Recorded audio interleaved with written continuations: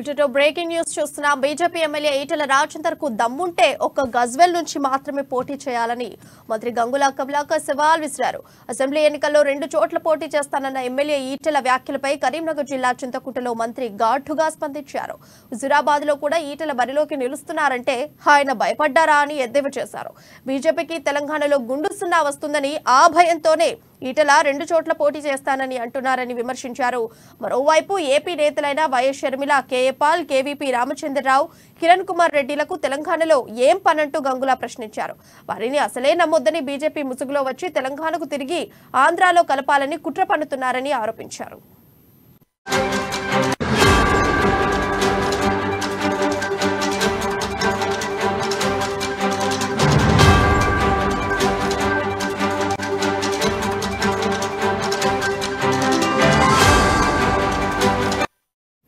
Breaking news చూస్తున్నాం. BJP MLA Etela Rajender కి దమ్ముంటే ఒక్క గజ్వెల్ నుంచి మాత్రమే పోటీ చేయాలని మంత్రి గంగుల సవాల్ విసిరారు.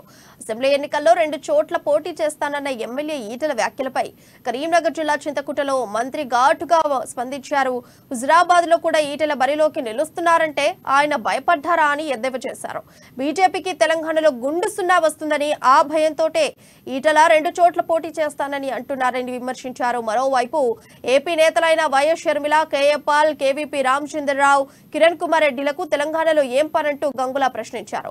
వారిని అసలే నమ్మొద్దని బీజేపీ ముసుగులో వచ్చి తెలంగాణను తిరిగి ఆంధ్రాలో కలపాలని కుట్ర పన్నుతున్నారని ఆరోపించారు.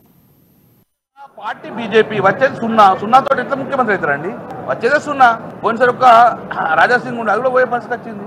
అసలు బీజేపీ పార్టీకి అధికారం వచ్చడం జరుగుతుందా? మద్దతు పార్టీకి ఛాన్స్ ఉంటుందా? ఏం చేసిందని చెప్పి బిడ్డను బతికించి తల్లిని చంపితే అర్థమైంది. తెలంగాణ మళ్ళీ అయితే వాళ్ళ అధికారం వస్తే తెలంగాణ కలుపుతుంది ఆంధ్రాలో. మేము కొనేవండి 40-50 సంవత్సరాల దరిద్రం చూసినాము. 1956 నుంచి ఇబ్బంది పడ్డాము.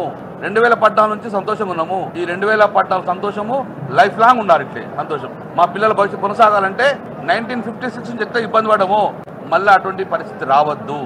మా యువతకు చెప్తాము, మేము గోసపడ్డాము, మీరు గోసపడద్దు.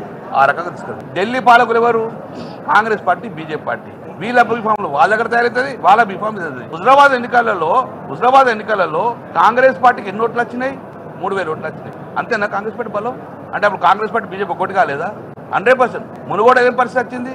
మునుగోడ బీజేపీ సపోర్ట్ చేసింది కాంగ్రెస్ పార్టీ. మేము సింగిల్గా ఉంటుంది. మా కేసీఆర్ టైగర్ సింగిల్గా పోతుంది. కుమ్మక్ రాజకీయాలు వాళ్ళు ఢిల్లీలో ఏకమవుతారు. మేము ఢిల్లీ కోమేము. మేము ఇక్కడ